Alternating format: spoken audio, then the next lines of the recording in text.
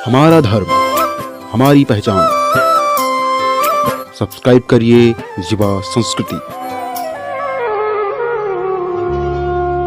श्रीमद् भागवत महापुराण के सरस गायक पूज्य श्री कृष्ण कुमार शास्त्री जी महाराज के द्वारा सुनिए श्रीमद् भागवत कथा। घनघोर तप किया ब्रह्मा जी को प्रसन्न किया। ब्रह्मा जी आए। ब्रह्मा जी ने कहा, वत्स वरदान मांगो, राजन वरदान मांगो, मैं तुम्हारे ऊपर परम प्रसन्न हूँ। कहा, ब्रह्मा जी अगर आप मुझ पर प्रसन्न हैं तो मुझे ही वरदान दीजिए कि मैं अमर हो जाऊं। कहा, ये नहीं हो सकता। कहा, ये नहीं हो सकता। कहा तो ब्रह्मा जी ने कहा, जो आया है उसे जाना है। जिसकी जो पैदा हुआ है उसको एक दिन मरना है, मृत्यु अवश्य है, अनिवार्य है मृत्यु।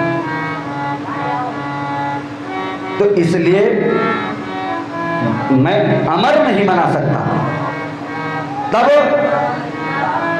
हिरण्यकश्यप ने ब्रह्मा जी से वरदान, ब्रह्मा जी ने कहा कोई दूसरा वरदान मांग लो। ब्रह्मा जी से वरदान मांगने लगा हिरण्यकश्यप। कहा तो फिर वरदान मुझे दे दीजिए। क्या ना मेरी मृत्यु अंदर हो ना बाहर हो, ना रात्रि में ना दिन में, ना ऊपर हो ना नीचे हो, ना कोई अस्त्र से हो ना शस्त्र से हो, यहाँ तक कि ना नर से हो ना किसी पशु से हो।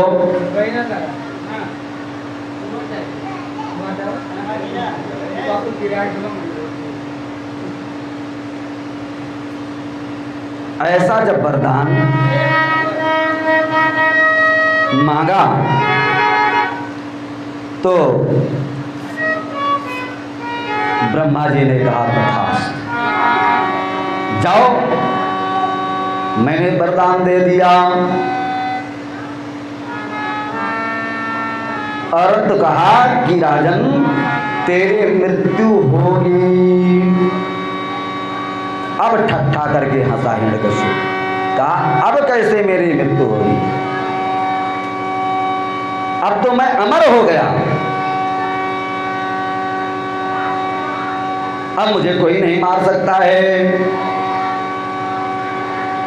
हे ब्रह्मा जी, तुम जो चार चार खोपड़ी अपने सर पर लादे हुए घूम रहे हो, ये सब बेकार हो गई और मैं तो अब अमर हो गया।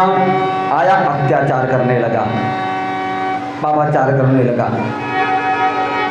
सर्वप्रथम पहले यज्ञ को बंद करवाया, पूजा पाठ बंद करवा दिया, पाठशाला बंद करवा दिया।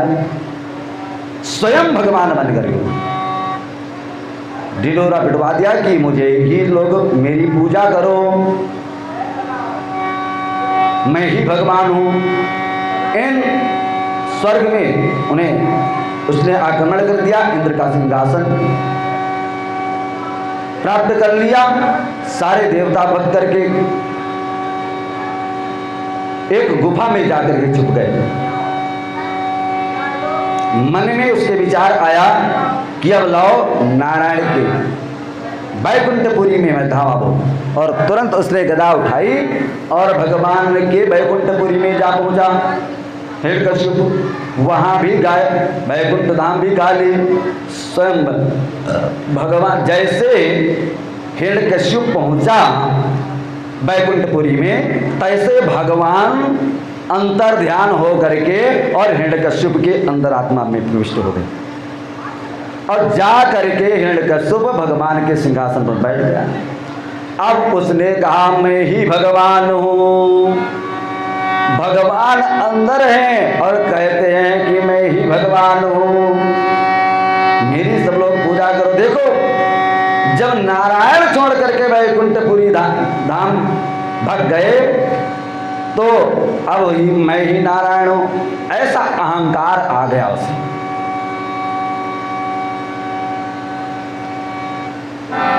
उसकी पत्नी का नाम था कयाधु और उसके पुत्र का नाम था प्रहलाद। प्रहलाद थोड़ा जब बड़ा हुआ तो कहा जाता है कि बच्चों को जो माता पिता शिक्षा नहीं देते हैं वे अपराधी कहे जाते हैं, बैरी कहे जाते हैं, शत्रु कहे जाते हैं। इसलिए बहुत जरूरी है बच्चों को शिक्षा देना। हाँ, बच्चा पढ़ना लिखना पावे तो उसकी कोई जिम्मेदारी नहीं, परंतु आप भरपूर प्रयास करें, माता पिता प्रयास करें कि बच्चा मेरा साक्षर हो, निरक्षर ना हो, पढ़ लिख करके विद्वान हो। तो अब उसने सोचा कि इसका एडमिशन कहाँ करवाऊं, तो उसके एक पाठशाला थी, दैत्य प्रवृत्ति पाठशाला, वहाँ दैत्य की ही वो पढ़ाया जाता था। उस पाठशाला में दो गुरु थे, एक संडा और मर्क। संड माने होता है सार, मर्क माने होता है बंदर, मर्क माने बंदर। तो सार बुद्धि के और बंदर बुद्धि के दो वहाँ जो पढ़ाने वाले मास्टर थे वे उस पाठशाला में ले जाकर के प्रहलाद का एडमिशन करवा दिया। प्रहलाद पढ़ने लिखने लगे। संडावर के जो पढ़ाते हैं सो पढ़ लेते हैं प्रहलाद जी, और उसके बाद में जब मौका मिलता है उसके बाद सुना भी देते हैं। और थोड़ा समय मिलने पर प्रहलाद जी बच्चों को बुला करके और बैठ जाते हैं तो कीर्तन कराना प्रारंभ कर देते हैं कि श्रीमन नारायण नारायण हरि हरि, श्रीमन नारायण नारायण हरि हरि, श्रीमन नारायण नारायण हरि हरि, श्रीमन नारायण नारायण, श्रीमन नारायण नारायण हरि हरि, श्रीमन नारायण नारायण हरे, श्रीमन नारायण नारायण हरि हरि, श्रीमन नारायण हरि हरि। जैसे गुरुजी ने देखा कि प्रहलाद बच्चों को बिगाड़ रहे हैं, डांटा गुरुजी ने, कहा प्रहलाद ये क्या कर रहे हो, किसका नाम पुकार रहे हो, जिसका नाम ले रहे हो ना ये तुम्हारे चाचा जी के हत्यारे हैं, इनका मत नाम लो। प्रहलाद जी ने कहा गुरुजी जिनका मैं नाम ले रहा हूं वे किसी के हत्यारे नहीं होते हैं, न किसी को मारते हैं, न सताते हैं, न किसी के वो शत्रु हैं।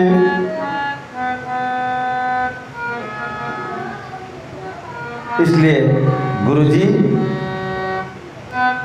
और जो कह रहे हो कि हम तुम्हारे चाचा जी के हत्यारे हैं, सो हमारे भगवान ऐसे नहीं हो सकते।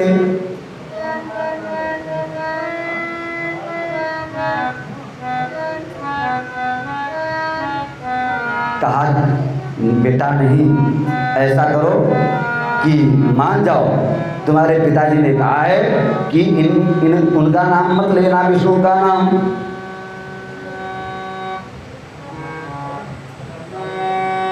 परंतु प्रहलाद जी मान नहीं रहे और बच्चों को बिगाड़ रहे हैं। एक दिन गुरु जी को गुस्सा आया और बच्चों के द्वारा डंडा मंगवाया। अब जैसे प्रहलाद जी कीर्तन करना प्रारंभ किए तैसे गुरुजी डंडा लेकर के पहुंच गए और डंडा बरसाने लगे प्रहलाद के शरीर पर, और प्रहलाद जी के मुख से कीर्तन प्रारंभ हो गया कि श्रीमन नारायण नारायण हरि हरि,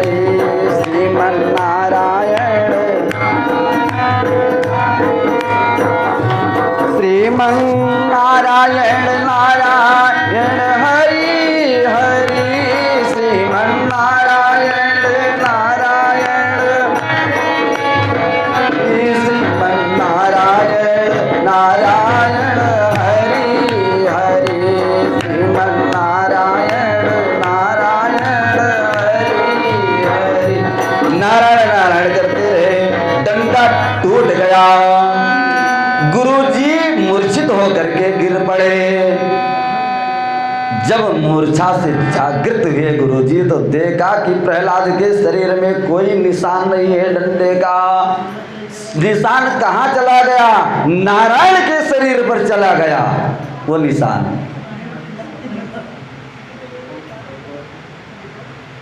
स्वयं भगवान आकर के और प्रहलाद के पीठ पर भगवान लेट गए और सारे गुरु जी के डंडे का प्रहार स्वयं भगवान हमारे सहन कर गए। ये भक्त और भगवान, भगवान कहते हैं हम तो केवल भक्त के पराधीन होते हैं। भगवान ने कहा है कि ना हम बसामि वैकुंठे, ना तो मेरा निवास वैकुंठ में है, ना हम बसामि वैकुंठे योगिनां हृदयेन वा मम भक्ता जत्र गायन्ति तत्र तिष्ठामि नारदा। हे नारद, लोग कहते हैं भगवान का वास वैकुंठ में है, मैं वैकुंठ में नहीं रहता। किसी ने कहा कि भगवान रहते हैं योगियों के हृदय में, मैं योगियों के पास भी नहीं रहता। कहा तब परमात्मा आप कहाँ रहते हैं? कहा जहां मेरे भक्त निरंतर मेरी गुणगान गाते रहते हैं, मैं अपने भक्तों के पास में रहता हूं। भक्तों की रक्षा करता हूं। जैसे माँ अपने बच्चे की रक्षा करती है, ऐसे मैं अपने भक्त की रक्षा करता हूं। एक बार बस केवल सच्चे दिल से, भाव से, प्रेम से परमात्मा को पुकारो। परंतु हम लोगों में तो केवल चालाकी भरी पड़ी है। चालाकी से हम गोविंद को पाना चाहते हैं और चालाकी चलेगी। बड़े प्रेम से, भरे भाव से हम लोग गाते हैं आरती का थाल सजाया और जला लिया, फूलबत्ती 2 रुपए की अगरबत्ती जला लिया और बड़े भाव से गाते हैं कि ओम जय जगदीश हरे, स्वामी जय जगदीश हरे, भक्त जनों के संकट, दास जनों के संकट क्षण में दूर करे। ओम जय जगदीश हरे, ओम जय जगदीश हरे। सभी लोग आए। स्वामी जय दीनानाथ हरे, भक्त जनों के संकट, दास जनों के संकट क्षण में दूर करे। ओम जय जगदीश हरे। यही तो आरती है। परंतु और अर्धावली हम लोग बोलते हैं कि तन मन धन सब तेरा, स्वामी क्या लागे मेरा, स्वामी क्या लागे मेरा, तेरा तुझको अर्पण, प्रभु जी को, प्रभु को समर्पण, क्या लागे मेरा। ओम जय जगदीश हरे। कहते हैं क्या कि तन मन धन 3 चीज कहते हैं। क्या कहते हैं कि तन मन धन सब है तेरा, प्रभु क्या लागे मेरा। बड़े चालाकी से कहते हैं। और कोई पहुंच गया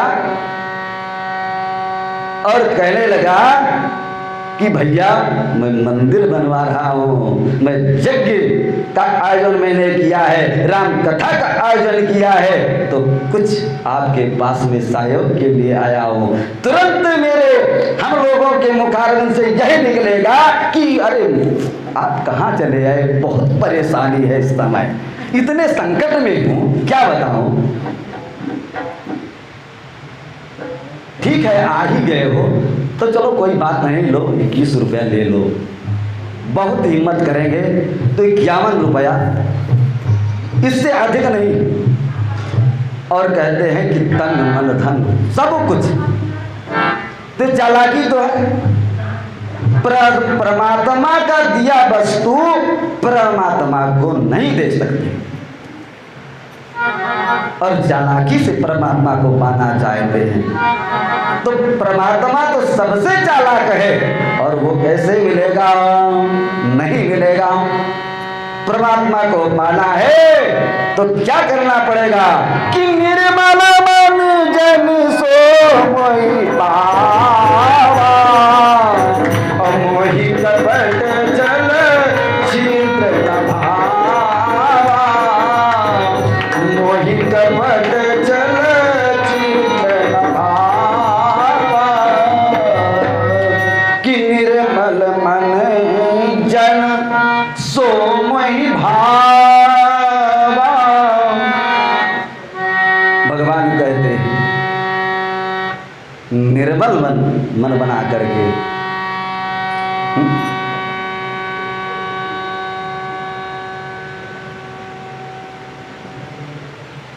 इसीलिए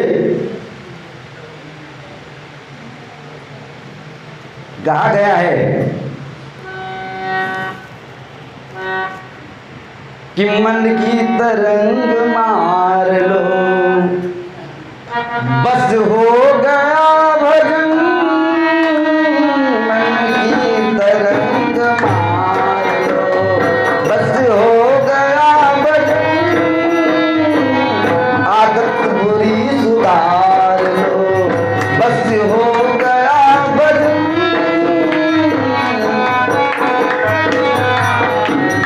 क्या मन की तरंग मार लो, बस हो गया भजन। आदत क्या है? आदत बुरी सुधार लो, बस हो गया भजन। आदत बुरी सुधार लो, बस हो गया भजन। मन की तरंग मार लो। और भक्त ने कहा कि आए हो तुम कहाँ से, जाना तुम्हें कहाँ। आए हो तुम कहाँ से, जाना तुम्हें। बस इतने केवल विचारना है कि आए हो तुम कहाँ से और जाना है कहाँ। कि आए हो तुम कहाँ से, जाना तुम्हें कहाँ। इतना जरा विचार लो, बस हो गया भजन। आदत बुरी सुधार लो।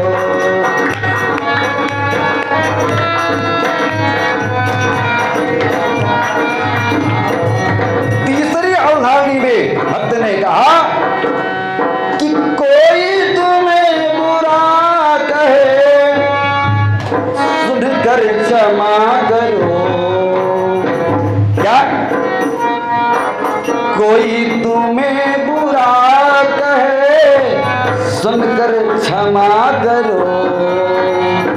परंतु वाणी के स्वर सुधार लो, वाणी के स्वर सुधार लो। कहा गया है अगला व्यक्ति अगर गाली दे रहा है तो प्रत्युत्तर में गाली मत दो। कहा गया है कि गाली आवत एक है और पलटत हो ये हजार। अगला व्यक्ति अगर गाली दे रहा है तो अगर पलट करके तुम उसे गाली दे दोगे तो काम आगे बढ़ जाएगा। इसलिए क्या करना है कि कोई तुम्हें बुरा कहे, सुनकर क्षमा करो। वाणी के स्वर सुधार लो, बस हो गया भजन आदत सुधार लो, बस हो गया मन की तरंग मार लो, बस हो गया भजन मन की तरंग मार लो, बस हो गया। बोले वृंदावन बिहारी भगवान की जय। सुखाचार्य जी महाराज परीक्षित से प्रहलाद की कथा सुनी। गुरुजी ने कहा, प्रहलाद ये तुम्हारे चाचा जी के हत्यारे हैं, इनका भजन मत करो। पिताजी की तुम्हारे पिताजी का आदेश है। परंतु बच्चों को जो आदत पड़ जाती है वो भूलती नहीं। क्योंकि नन्हे बच्चों के अंदर जो आप संस्कार दोगे वही संस्कार भरा रहेगा, अंत तक वही काम आएगा। अगर उसे अच्छा शिक्षा दोगे तो अच्छी ज्ञान अच्छा बनेगा, और उसे गाली सुनाओगे, गाली दोगे, ईर्ष्या कपट सिखाओगे तो वही करेगा। एक वकील साहब जी के एक लौता पुत्र था, नन्हा सा 5 वर्ष का। वकील साहब बहुत थके मांदे थे, तो एक व्यक्ति उनसे मिलने के लिए आ रहा था। वकील साहब ने दूर ही से देखा उसको, तो अपने बच्चों को बुलाया, कहा बेटा, कहा हाँ पिताजी, कहा जो वो अंकल आ रहे हैं उनको देखते हो वो वहाँ, कहा हाँ, कहा तो जो आएंगे यहाँ और मुझे पूछेंगे तो बता देना कि पापा घर में नहीं हैं। क्या? वकील साहब ने कहा कि बेटा बता देना कि पापा घर में नहीं हैं। कहा ठीक। वकील साहब इतना बता करके चले गए बच्चे से। दरवाजे पर बच्चा खड़ा हुआ था। महान भाव आए, बच्चे को बुलाया, बेटा पापा कहाँ हैं? बेटे ने कहा पापा ने कहा है कि घर में नहीं है, तो उसे कह देना।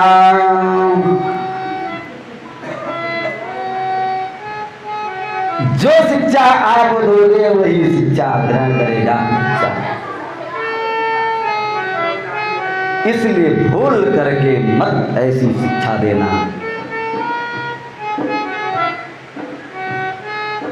जीजाबाई शिवाजी को अपने पीठ पर बैठाए हुए शिकार खेलने के लिए गई, तो जंग और शिवाजी के भी पास एक सीख वाला धनुष बाण था, नकली धनुष बाण था, और जीजाबाई के पास असली धनुष बाण था। सिंह निकला सामने से। जीजाबाई ने कहा शिवा देखते हो सिंह आ गया, अरे चला दो बाण अपना। बस क्या था, शिवा ने अपने उसी धनुष पर वो बाण निकाला और तान दिया, चला दिया बाण। जैसे शिवा का बाण आगे गया और पीछे से जीजाबाई ने असला बाण मार दिया, सिंह को मर गया। जीजाबाई ने शिवा का पेट थपथपाते हुए कहा, वाह बेटा वाह, तूने तो सिंह मार दिया। शिक्षा ये देना तो सब बेटे का, ये मत कहना बेटा ये तू नहीं कर। क्या राम को आज क्यों लोग पूजते हैं? राम को इसीलिए लोग पूजते हैं आज क्योंकि राम के अंदर आदर्श था। राम क्या करते थे जानते? सभी लोग तो जानते हैं राम क्या करते थे कि प्रातः काल उठे के रघुनाथा, प्रातः काल उठे के रघुनाथा, मात पिता गुरु नाम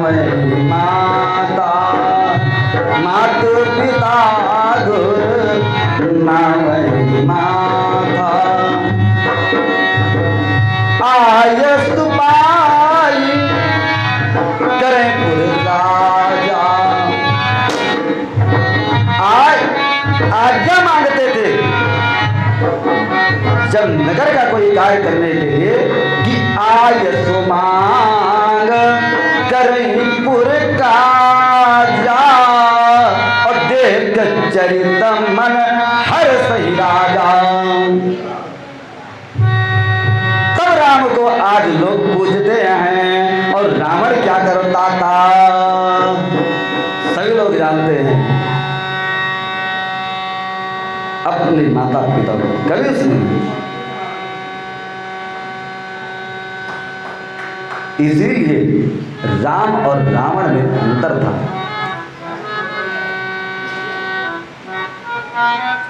तो प्रहलाद जी ने कहा है गुरु जी मेरे प्रभु किसी को मारते नहीं हैं, किसी के शत्रु नहीं हैं।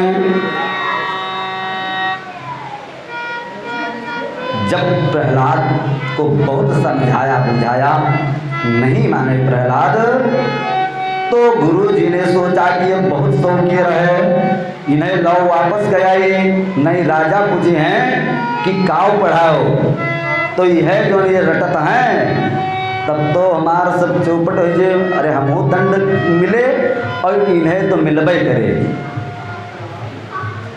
ले जाकर के दरबार में उपस्थित किया।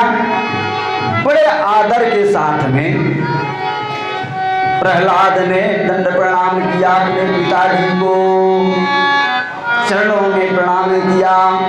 और जैसे देखा हिरण्यकश्यप ने कि प्रहलाद ने इतने आदर सम्मान के साथ में मुझे प्रणाम किया, तुरंत हिरण्यकश्यप मग्न हो गया, प्रसन्न हो गया, प्रफुल्लित हो गया।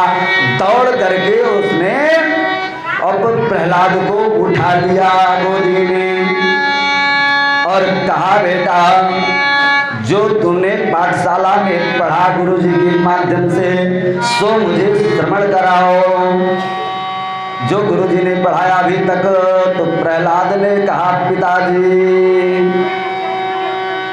अब प्रहलाद ने कहा हे पिताजी जो मैंने पढ़ा गुरुकुल में तो मैं सुनाने जा रहा हूँ। श्रवणं कीर्तनं विष्णुं स्मरणं पाद सेवनं अर्चनं वंदनं दास्यं सत्यं आत्मनिवेदनं। हे पिताजी ये 9 प्रकार की सीढ़ी है, मुक्ति पाने के लिए कल्याणकारी है।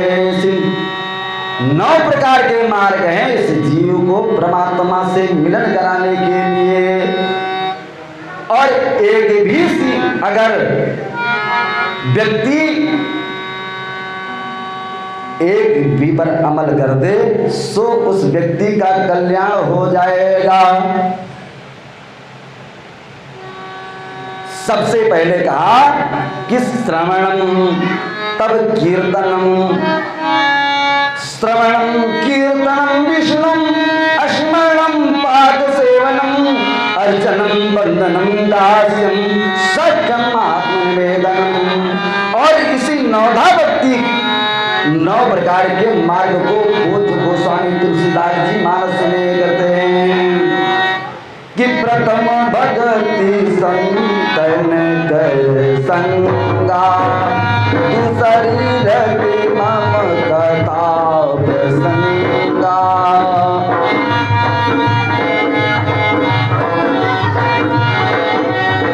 प्रथम भक्ति संतन कर संगा, दूसरी रति मम कथा प्रसंगा।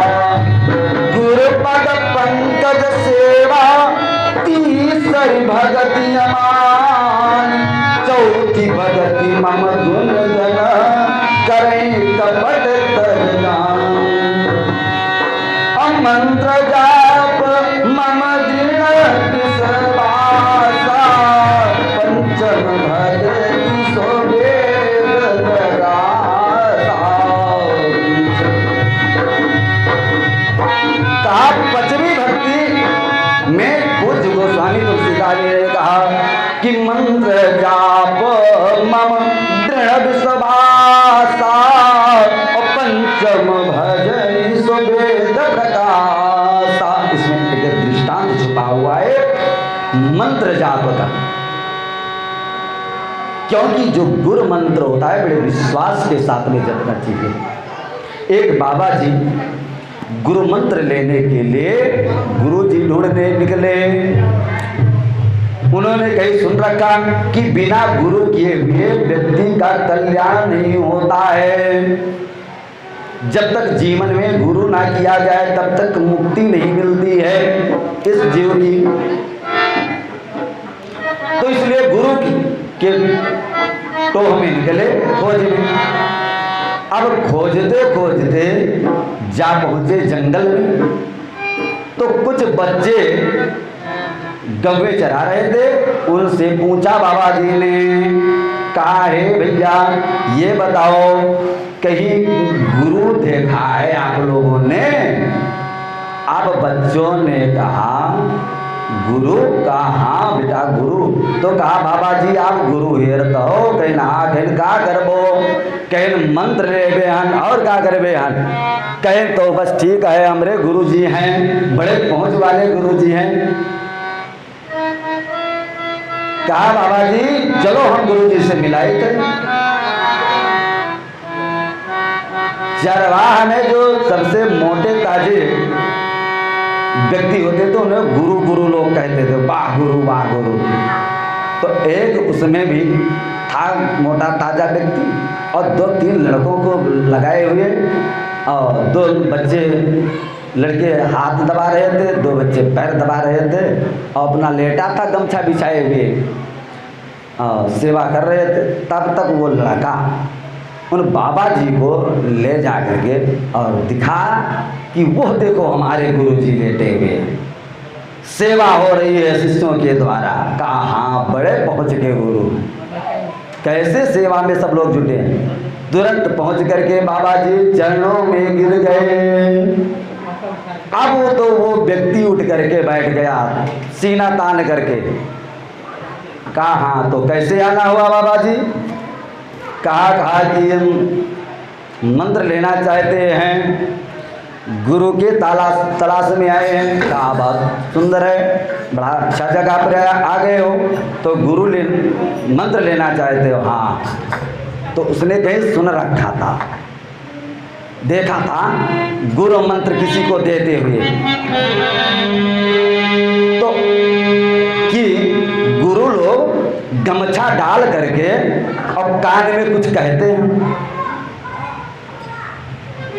तो कहा तो ठीक है कुछ लाए हो? कहा कुछ लाए तो नहीं है।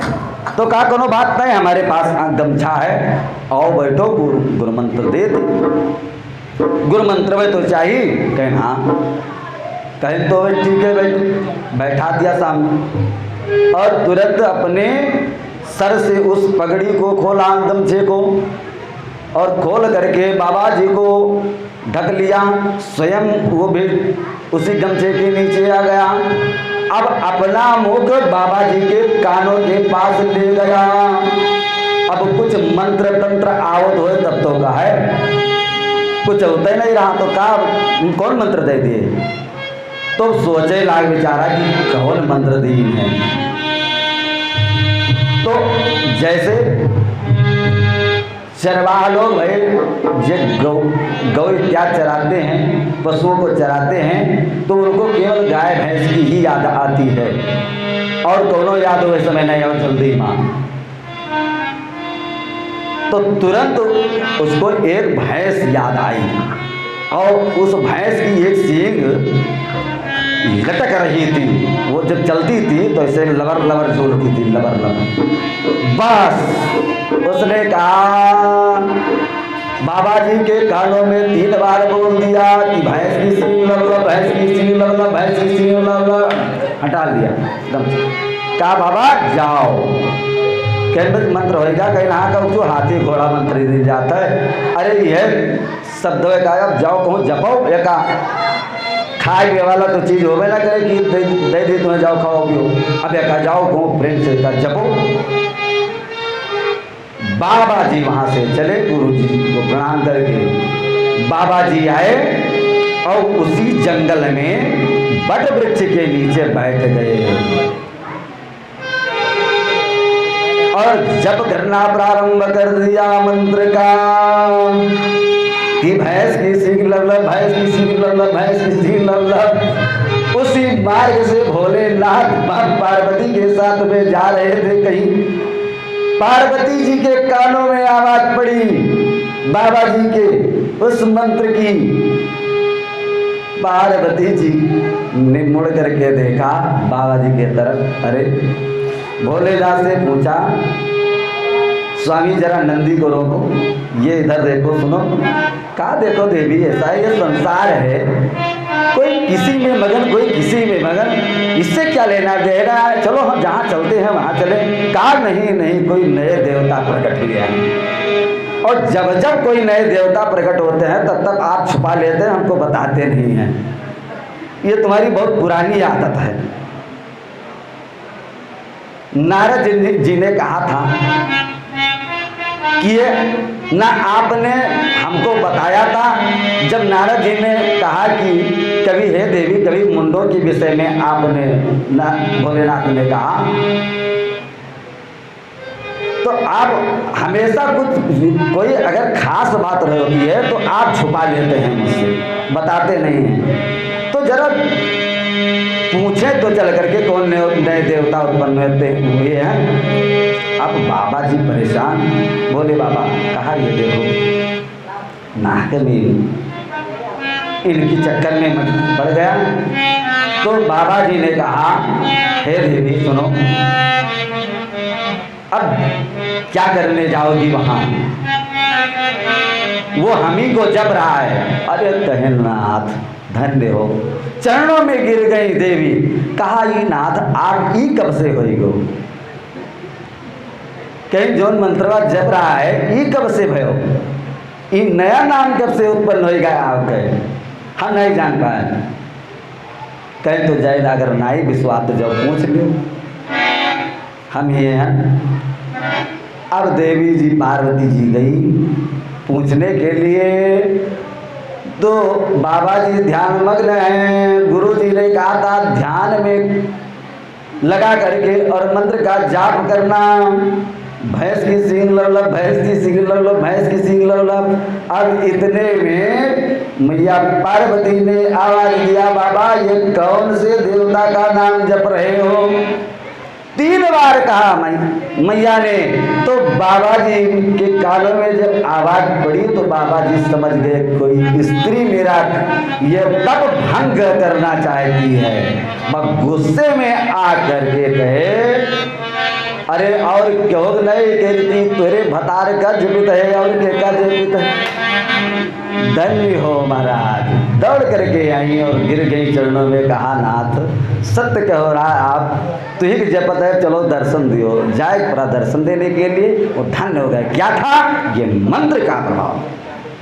इसलिए बाबा जी ने कहा कि पंचम भगति मंत्र जाप मम दृढ़ विश्वासा, पंचम भजन सुवेद प्रकाशा, कि कटदमशील विरत बहु कर्मा, निपट निरंतर सज्जन धर्मा, सातहु समय जो जग देखा, मोसे संत अधिक कर देखा, आठव जता लाभ संतोषा, सपनों नहीं देखा पर दोषा, आठव जता लाभ संतोषा, सपनों नहीं देखा पर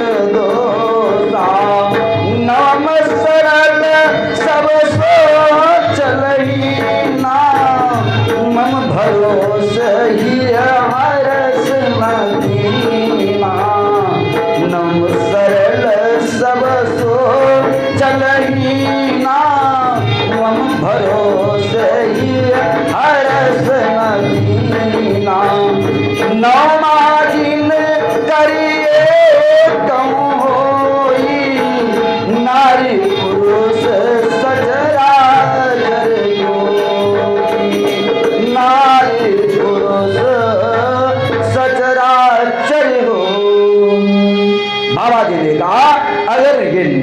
प्रकार के मार्ग हैं, एक भी मार्ग अपना लिया जाए तो कल्याण हो जाएगा। और वही बात प्रहलाद जी ने पिताजी को बताया, और जैसे ये कहा तैसे हिरण्यकश्यप ने प्रहलाद को उठा करके फेंक दिया। प्रहलाद कयाधु को बुलाया, कहा देवी धरो। थर थर थर थर कांपती हुई कयाधु आ गई। कहा स्वामी क्या आदेश है? कहा कयाधु ये जो तुम्हारा बालक है ना, बस इसी के द्वारा मेरी मृत्यु होगी। तो आज ना रहेगी बांस न बजेगी बांसुरी, ना आज ये प्रहलाद रहेगा। जब प्रहलाद ही नहीं रहेगा तो कैसे मेरी मृत्यु होएगी?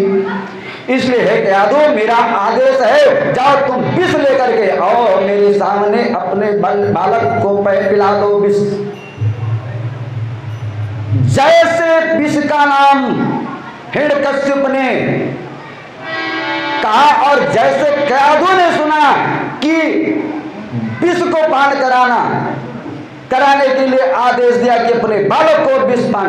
आज वो कौन सी मां होगी संसार में जो अपने हाथ से अकाल कूट जहर अपने बालक को दे देगी? जिसने 9 महीने तक अपने कोख में रखा, लालन पालन किया, बालक मनमुक्त कर देता था, स्वयं गीले में रहती थी पर सूखे में ले जाती थी। और वो बालक जब कुछ बड़ा हुआ तो अब अगर पति कह रहा है कि इसे कालकूट जहर दे दो, तो कौन अभागन मां होगी कि अपने हाथ जिसने अपने स्तन से दूध का पान कराया हो, वो मां कैसे विष को पान कराएगी अपने बालक? आंखों में आंसू आ गया, स्तब्ध हो गई कयाधु, रोम रोम खड़े हो गए। परंतु आदेश था, आदेश तो आदेश था। अब अगर सोच रही है अगर नहीं मानती हूं तो अभी तुरंत राजा मार देगा।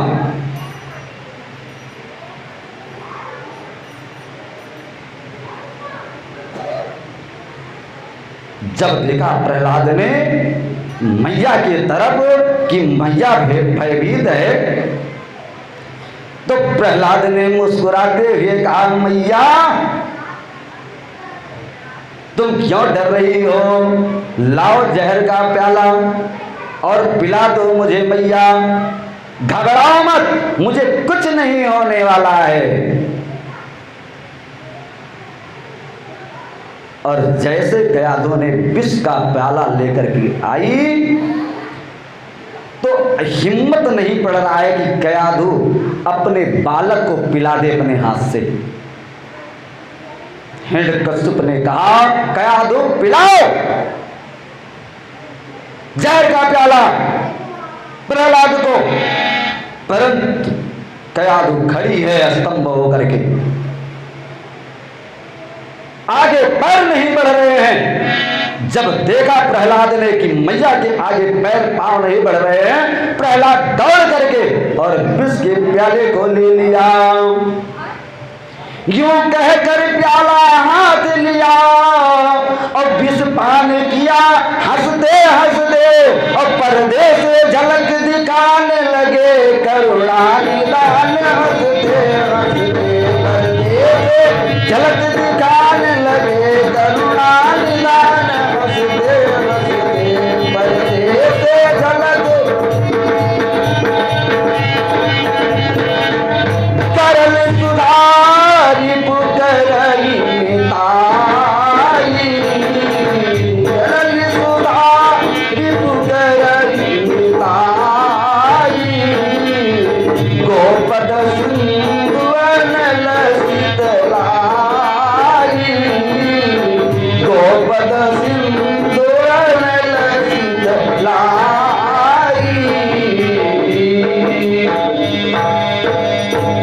इसीलिए कहा गया है कि मारने वाला है भगवान, बचाने वाला है भगवान, मारने वाला है भगवान, बचाने वाला है भगवान। ओ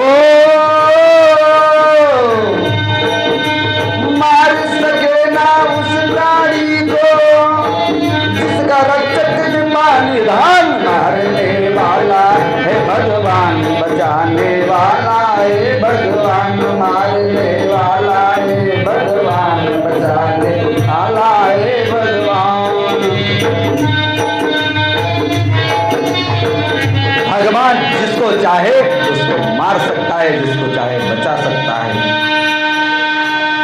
आज प्रहलाद ने जब पान कर लिया विष का प्याला तो हिरण्यकश्यप चकित हो गया। हिरण्यकश्यप ने कहा, कयाधु को डांटा, कहा ये मां है और मां की ममता अपने बालक पर बहुत बड़ी होती है। किसी मंत्री ने कहा, महाराज कयाधु ने डुप्लीकेट विष ला करके और प्रहलाद को पिलाया, इसीलिए प्रहलाद नाम मरा। असली पॉइजन होता तो शायद प्रहलाद मर जाता। हिरण्यकश्यप ने मंत्री से कहा, तो मंत्री जरा चेक करो। और जैसे मंत्री ने चेक किया उस पॉइजन को, कैसे गोविंदाय नमो नमः, तुरंत वहीं पर गिर करके और अंत हो गया। तब दूतों को बुलाया, मंत्रियों को बुलाया हिरण्यकश्यप ने और कहा, प्रहलाद को पकड़ो, जाओ और सबसे ऊंटी चोटी से गहरी खाई में इस प्रहलाद को डाल दो, गिरा दो, मर जाएगा। दूत लोग पकड़ लेकर के गए। जो सबसे ऊंची विशाल चोटी थी और गहरी खाई, दूतों ने कहा, दैत्यों ने कहा, प्रहलाद अभी भी कुशल है, छोड़ दो उस परमात्मा का नाम लेना, नहीं तो इस कंदरा को देख रहे हो, इसमें गिरोगे तो हड्डी पसली नहीं मिलेगी।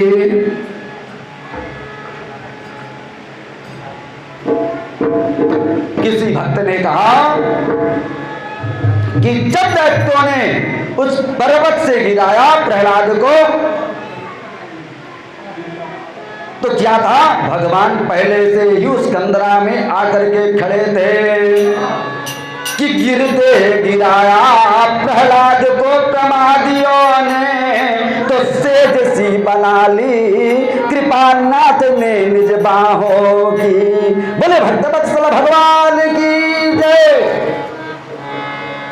तुरंत भगवान वहीं पर खड़े हुए थे और अपने गोदी में ले लिया प्रहलाद को और मुख से निकलने लगा कीर्तन उस गुफा के, श्रीमन नारायण नारायण हरि हरि, श्रीमन नारायण नारायण, श्रीमन नारायण नारायण हरि हरि, श्रीमन नारायण भगवान नारायण नारायण हरि हरि, भगवान नारायण। बोले वृंदावन बिहारी भगवान की जय। हमारे जो भी भाव भक्त बाहर हैं, बैठे हुए हैं, निवेदन यही है कि मैं आज 3 दिनों से देख रहा हूं, ये बड़े खेद की बात है, दुख हो रहा है कि जब हम ही आप कथा में नहीं उपस्थित होंगे तो और बाहरी व्यक्ति कौन आएगा। कथा केवल 3 घंटा 4 घंटा होती है और प्रपंच तो पूरे दिन करना है, मामला तो पूरे दिन करना है, 24 घंटा आप करते रहें, कोई मतलब नहीं है इससे। भगवान के दरबार में आइए।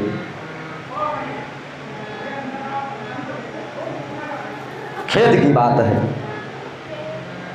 जो शिक्षा यहां मिलेगी वो प्रपंच में नहीं मिलेगी, राजनीति में नहीं मिलेगी।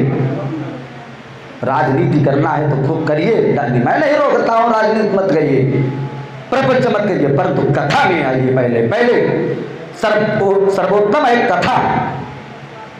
आपके यहाँ कथा हो रही है, जब आप ही पूरे परिवार में ही रहेंगे तो दूसरा कौन आएगा। मैं 3 दिनों से देख रहा हूं इसी बात। बोले वृंदावन बिहारी भगवान की जय। तो प्रहलाद बच गया। दुष्टों ने कहा पकड़ो पकड़ो, कहीं भाग ना जाए। नहीं तो राजा हम लोगों को मार देगा।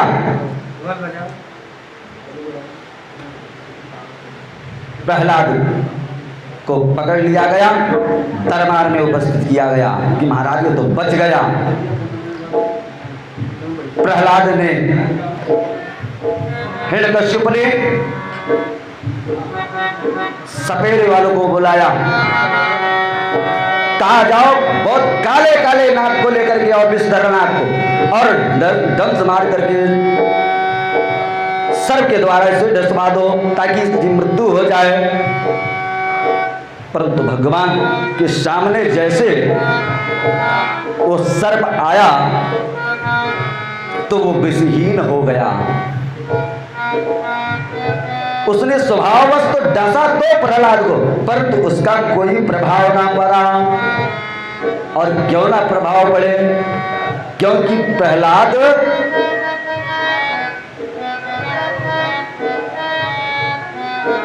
का रक्षा कौन करते हैं? भगवान। जब भगवान जंगल में जा रहे थे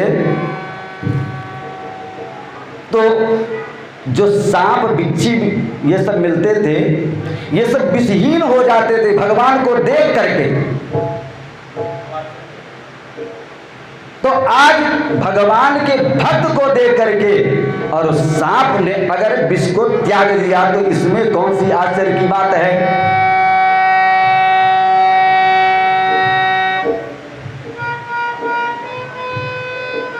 बच गए प्रहलाद।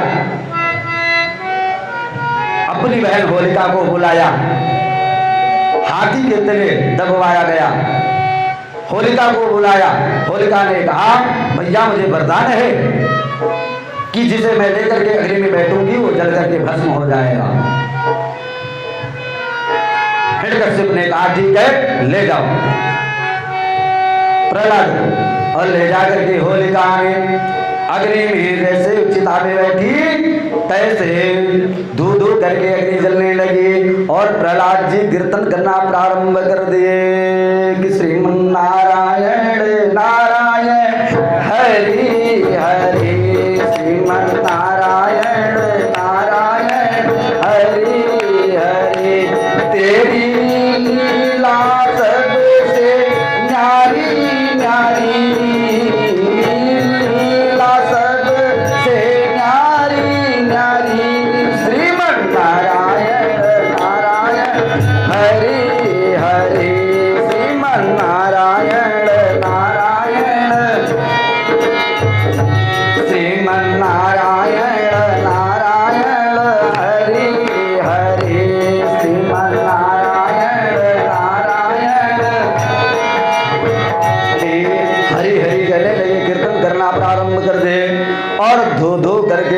जलने लगी, जैसे लकड़ी जलने लगी और लकड़ी की लपट उठी तो पहले होलिका के चूनर को पकड़ लिया, साड़ी को पकड़ लिया, और जब साड़ी जल गई तो अब होलिका के शरीर को अग्नि ने पकड़ लिया।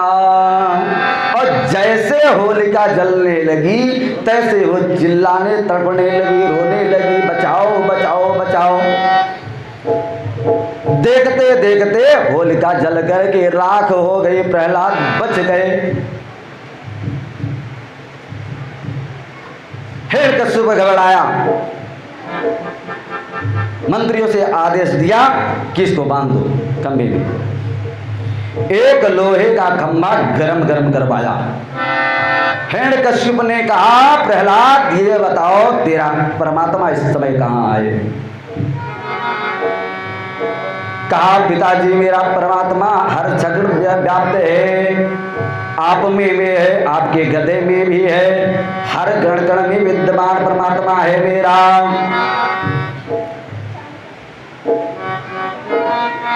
तो कहा क्या इस जो लोहे का ये खंभा गरम है क्या इसमें भी परमात्मा है? तो जैसे हमारे हिरण्यकश्यप ने जैसे कहा लोहे का खंभा ये जो गर्म है इसमें क्या परमात्मा है, तैसे परमात्मा ने मौका पाया और एक चींटी का रूप धारण कर लिया परमात्मा ने।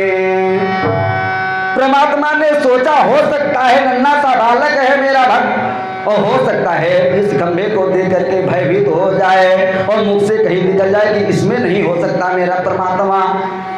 तो लाओ मैं चींटी का रूप धारण करके और इस खंबे पर चढ़ने लगूं।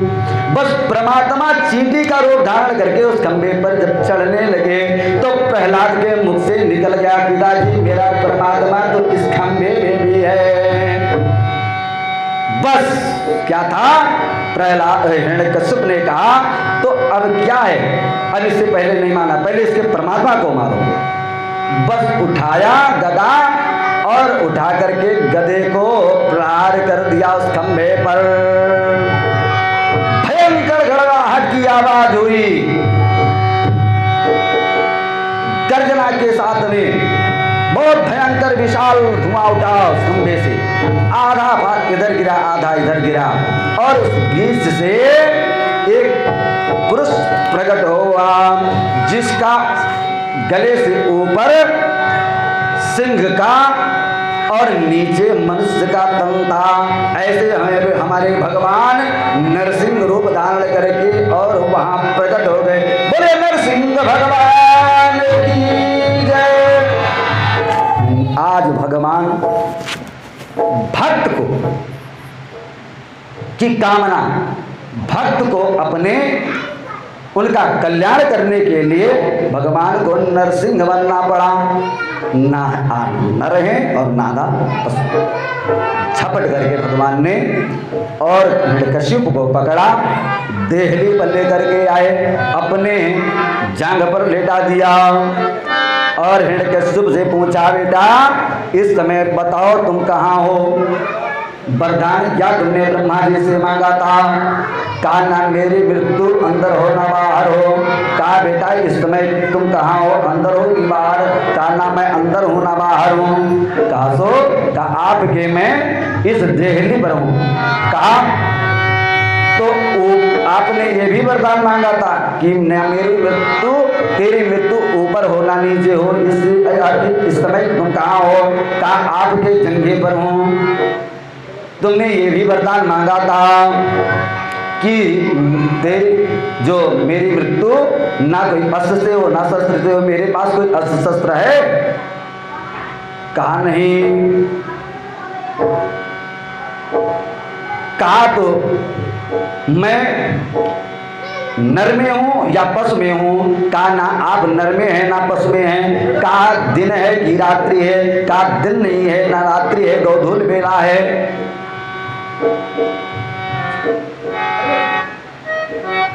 कहा इस समय कौन महीना चल रहा है? 12 महीने में कोई महीना है? कहा कोई नहीं। कहा ये अधिक मास है। भागवत कथा अपने शहरों में करवाने हेतु संपर्क करें। संपर्क सूत्र 9628018353। स्थान श्री राम बल्लभा कुंज, जानकी घाट, अयोध्या।